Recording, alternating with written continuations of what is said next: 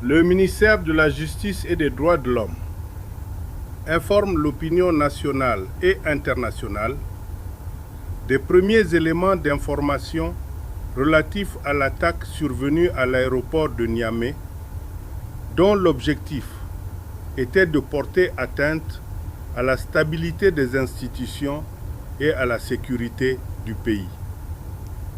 Le gouvernement saisit cette occasion pour saluer le professionnalisme, le courage et l'engagement des forces de défense et de sécurité, ainsi que du partenaire russe, dont l'intervention rapide a permis de contenir la menace et de sécuriser les installations aéroportuaires.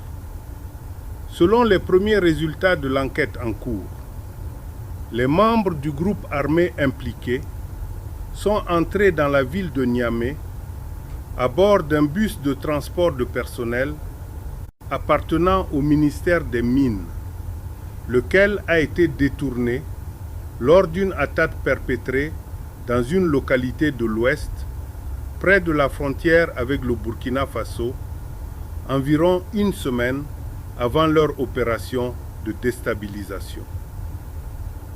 Les investigations indiquent également qu'un premier commando a réussi à pénétrer dans l'enceinte de l'aéroport en se faisant passer pour des agents de maintenance.